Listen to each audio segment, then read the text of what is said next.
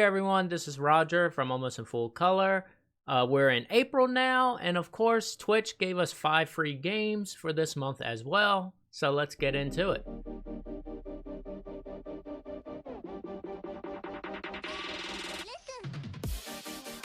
So the theme of this month wasn't really any. Like I said, I've been trying to find a theme, and I don't know if Twitch tries it a lot of times or not. Sometimes, like around Halloween, we get more horror games, stuff like that. But this time, I did not find a good theme. So we're just going to start with the first one, which is Earthlock, which came out in 2016 and had a Metacritic score of 73. The price is generally around $30. It's available on all consoles. And it's an RPG game that takes about 20 hours, so a decent length there. The story follows Amon, the scavenger. I think I pronounced his name right. And you start out by kind of helping people out. You have an uncle that's sick, so you're trying to get medicine. And then the world stops spinning, and then you're kind of stuck at people in living in like the more land with the more sun versus the dark side. This whole story and the mechanics of the game, I would say, are below par, like below average. The story was not grabbing to me, but it did move the game a little. It wasn't like completely boring, but it just didn't feel like it was something new, originating. You start out playing as this pilot that's the daughter of a general, and she passes everything, but she has to stay back, so she sneaks off, which I feel like I'm just used to that story. The biggest problem to me was there was just no voice acting. It was all reading, which was a little odd here because the graphics were really good. I enjoyed the look of the game. The controls were pretty good, but it just looked amazing. The only problem I had, this did draw from the old RPG style of when you leave a town and go out into like the open world where bad guys are more floating around. Your town gets like smaller. It's not like horrible like on the Nintendo. It used to be like a little castle looking thing. I mean, they still had good detail. I liked it. But overall, the graphics was really good. The other cool feature they added was the stance feature. So most of your main characters had 2 stances. Your main protagonist in the story had the thief stance, since he was a scavenger, which had stab and steal. And then you could switch to a blaster stance, which you could use your gun. If you switch stances during a battle, it does use that turn up, so you can't just keep switching back and forth. And this was cool with your healer, the pig character, because he had a healing stance where he would more heal, and then a boost stance where he provided attack support. And this support thing is actually kind of cool because they do this support points, which allows you to use powers when you like work together or get damaged as a group. And once you get that up, you can do a special move, which is unique with the combination of people you have. So there was some cool stuff there. Like I mentioned, your mage character, the pig, some reason I like this character. I was like, is he going to join my party? And he was. It was amazing. Running around with him, just, I don't know. That like made the game a little bit for me there. The one annoyance I did have among the story and the mechanics, and to elaborate on the mechanics, I felt like battling wasn't really that difficult. You had some combination stuff going on, but you kind of kept your generic attacker healer stance, and you're usually good. The other annoying thing was like in the exploring world, you had to switch through party members to do certain things. So there would be these mushrooms. You had to be the mage character. And then there was these piles of junk, so you had to switch to your scavenger protagonist to pick them up. So there was a lot of switching, which just became annoying. I kind of wish I could just do the task. Like, I didn't like that I had to pick each character. The feel of the game was pretty cool. I did enjoy the graphics a lot, and I would say download this. This wouldn't be a game I would say $30 to me. I feel like there's probably other RPGs that could manage that on all the other consoles. But if this did look interesting, I highly recommend downloading for a try. Like I said, I feel like this was an okay RPG. And the positives here is it's good graphics. I thought that stood out a lot. But the mechanics and the story would be the big cons here. Nothing really stood out or to keep me involved in this game that long. Next up, we had a point-and-click adventure called Cathy Rain, which also came out in 2016 and got a Metacritic score of 77. This is a $15 game, which is also available on mobile for $5, if I remember correctly. And this is about a 5-6 hour game, so a decent amount of length, especially for mobile. That's pretty good. The story here is Cathy's great grandfather died, but there's a lot of mystery around his death. It seemed like he had an accident back about a couple years ago, and he was never right since, and he was investigating this weird, mysterious thing that happened. And there you find out there was a girl that ended up killing herself, and it seemed like it was following the same lines, and your grandfather had a lot of interest of this death. So some mysterious things going on in this town. The story, very, very slow at first. It just took a while. It dragged on. I almost actually quit playing the game 5 minutes in or 10 minutes in. I couldn't hold interest. And what aggravated me most about it was Cathy was your generic cool person. Like, she lived in a dorm with a nice roommate that was clean, smart. So it was that generic, her side was messy. Cathy's side was messy, while your roommate was all clean and organized, and she was cool. She owned a motorcycle in her second year of college, which looked expensive. She smoked. It was just like, okay, this is typical cool character. This game did have voice acting. It was okay. It didn't annoy me as much. There were some awkward moments, but I did enjoy this, and it was a change of pace. The graphics were really cool for this 16-bit feel. I enjoyed it a lot. What actually stood out to me was the point-and-click feature that, like, I didn't feel like I had to click bookcases and everything else to find things. Like, things kind of stood out that I was able to click. You could still click around, but I didn't feel like I was losing anything by skipping that. Just continuing conversations was all that was needed, which I did like. The negative of this was there was a lot of traveling. So you find out your grandfather was interested by this one girl's death. So you talk to your grandmother, and then you find out that she doesn't remember the name, so you have to go to the police station, and then go back to the house, then go back here, and like, it just does that a lot. So there's this screen with Cathy riding her bike, and you pick where to go. You're going to see that a lot. And it's just, I hate that traveling. The story did grab me after a while, because I was like, oh, how did he die? And it kind of started building your interest, and that's when the story did pick up for me. But I wouldn't say this story was like amazing. It was a good average, above average, so it did keep me in the game, and I was playing a lot just because of the story, because I was like, I wonder what happened, and you're finding out there's this mysterious stuff in the woods, and I was enjoying it.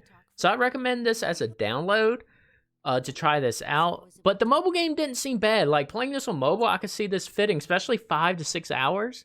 I think this will be a pretty good buy, actually, for $5 if you are interested in these games. So the positive here is a point-click adventure that takes a lot of the annoyance of just trying to click around and figuring out what to do next. The negative here, it is point-to-click, and you're going to travel a lot. So be prepared to go back and forth on, I think it was called the Catmobile was the bike, so that was even cringy there, but I didn't think it was bad. Next up, we have Earthlock, which came out in 1997 and got an 85 on Metacritic. This game now runs on PC and I think on the Switch as well for $20. And this is a first-person shooter with about 8 hours, so your average campaign in a shooter. Memories kicked in a lot for me here. When you started up, you got the iguana. If you haven't played a lot of like NBA Jam or the South Park games that were on 64, this just stood out to me. I was like, oh gosh, I remember all of this. Like, just nostalgia coming back. And my nostalgia came back for Earthlock. I hated this game when it came out. I just didn't like it. Some reason I found it a little more challenging than other games. But now playing it, I got through the first level really quick. It was kind of cool. Again, this is N64, so you got the blocky characters. And this is when they started moving away from the GoldenEye first-person shooter, where you had auto-aim and you didn't have to do much, to actually aiming. The story here is from the comics, so basically it's about the time-traveling warrior to protect the Lost Land and Earth from merging. The game itself doesn't really talk about any of this. The game itself was just, I'm finding 5 keys to get to the next level. Like, I didn't have any story. So a lot of it came from the comics. And you're probably wondering on the gameplay I'm showing right now, why is this map lines showing up on the screen all the time? Well, if you remove this, there is no reticule or center aiming thing for you to aim. But what you find out is if you pull up the map, your character triangle was always in the center. So it always kept it in the map, which that's why I had to use the aim. So I was like, I remember pulling up this map when I was a kid. And I couldn't remember why until I started playing again. And this brought back what I hated from this time in first-person shooters. There was a lot of platforming, so a lot of awkward jumping, jumps that looked too far, but your character jumped extraordinary. And then other times it felt like he couldn't, so it was just really weird. The aiming, I felt like I would lock on people and still miss. So it's kind of why I'm glad games evolve. And this wasn't my nostalgia, so that's why I say it's not a download for me. I think the people that will download this is if you are a fan of the game. If you remember this on 64, just get it. Like, you'll probably enjoy it. And if you just like retro games a lot, this N64 isn't my retro realm. I'm more like Super Nintendo. Nintendo is where I like to play my retro games. But if you like the 64 age, you will like this. Why not to get it? It's an old school shooter, and you're going to have them problems. So like for me, I never played the original Doom. I know people are going to trash me for this. I can't play the original Doom now. I just didn't play it when I was a kid, so I don't like that game, and that's how I feel with Turok. I played it a little bit as a kid, but I just couldn't get involved in this. Next up is Etherborn, which came out last year in 2019 and got a 69 on Metacritic and is a puzzle game. This game costs $17, and it's available on all consoles and comes in a very short time of 2 hours. This story seems to be about finding your existence and figuring out what makes life and purpose. And from that explanation, I don't know what the story was really talking about, and this is one of them artsy style games. I did a review actually exactly a year ago for Inner Space. I'll put a link up top. And that was an art style game. Like, it just looked cool. I don't know really what was happening with the story, but it was like a stylistic thing. This game's also for the PS4. And if you can tell, like, if you remember the Flower game, it's along those lines. So I always call these the artsy games. And these are not for everyone, I'll admit. It's very polarizing. So obviously the story didn't grab me because I don't have a clue what was happening. And reading stuff online didn't explain it well. The graphics were cool, though. I like the style of this. It was this weird, I wouldn't say blocky-ish, but it was just like this weird shading. It just looked awesome. Like, I enjoyed the look. But where the game stood strong was the puzzles. The puzzles were crazy. You were on these worlds that you just had to move around. So you would have to kind of shift gravity. So you would have these curved edges that you could walk around. So you could be on the floor, then curve up to walk a wall to the ceiling. And you had to use this to get all these spheres to unlock gates to continue on. And it got pretty interesting. Like, I enjoyed the puzzles a lot. Just looking at this gameplay here, you're going to see just craziness. And it was awesome to play, and it made you think. I enjoyed it a lot. And you had to figure out how to move the world around. You got pieces to be added on. Things started picking up each level. I felt the progression of this game was really good. The downside of this, it's very, very short. This wouldn't be a game that'll last you forever. But I will say, recommend as a download. I did enjoy the puzzles, and the heart of the game was a puzzle game. And it did very well. The con here, it is that artsy style. So if you're not into that, like, you're not going to have much of a story to grab you into this game. And it's just weird. Like, I have no other explanation. You're this weird skeleton with no bones walking around. You don't even know what you are. You know you're some human form. So it's odd there. Last up we have is Light Matter, which actually came out in January this year. I never even heard of this game. But it was a Metacritic score of 73. And it's about $20 on Steam right now. And this is a FPP, I don't know if that's actually what they're called, but first-person puzzler. The game length here is about 4 hours, which is about the pace of these genre games are starting to come out. I actually enjoy this genre a lot. So the story takes place after this launch party for Light Matter. It was like this big reveal of it. But your character, you just kind of wake up, and you're trying to figure out what's happening. there's an owner called Virgil, and he's trying to help you escape. He's like your narrator, and he sounds very helpful. He's trying to get you out. Everyone else supposedly evacuated, so we're trying to get out and figure it out. You don't even know who you are yet. He keeps thinking you're a safety inspector, so I don't know what is happening here. But this game sounds very, very familiar because you're stuck in these labs. There's puzzles. There's a narrator. I don't know where they drew their inspiration from. Like those monsters of Aperture Science. So overall, the concept here was pretty cool for the puzzles. So basically, light matter was doing light and was going to provide a good power source, but the negative effect was shadows got tampered with and now just basically instantly sucks up organic matter, including humans. So if you hit a shadow, it just sucks you in and you die. So you had to use light to move around. And you had these, what they were just called light torches, but these giant lights to move around, which you lose the ability to jump when you're holding one. So you had to move lights around to navigate the path and continue on. And this was pretty cool. I liked the feel of this. The puzzles are very challenging. You go through rooms like the game they were heavily inspired from, which is Portal, obviously. But it was the same setup. You had to unlock that to get to the exit to continue to the next one.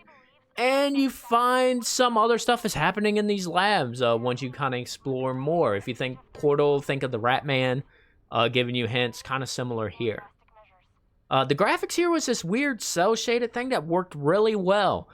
I would almost say the game's kind of monocolor. I mean, you had green to show that and some other stuff. But you're mostly stuck in white and black to move around because you have to figure out where the shadows are. And it looked very clean. It was very great. All the puzzles were pretty good. I enjoyed them a lot. They remind me of Portal with their puzzles, and it required a decent amount of thinking. Some were easy, some were a lot harder. I felt the pacing of them were really good. I was actually amazed I never even heard of this game. As much as I like the first-person puzzle games, I thought I would have found this. And as you can tell by my voice and how I'm talking about this game and really no negatives, I highly recommend a download of this. This seems like a great game to download, especially it's new for this year. And the positives here is a puzzle game. If you like Portal, just download this. If you like The Witness and Stanley Parable, you'll probably like this too. Again, the con here is there is no action. You're in a first-person view. You're not like shooting things down or anything. It's a puzzle. And if you're not a fan of puzzle games, you're not going to like this. So you'll probably skip it on here, especially because of the monocolor look. It doesn't seem appealing if you're just not a puzzle person. So anyways, those are the 5 games that came out. I thought it was really good. I only kind of dismissed one.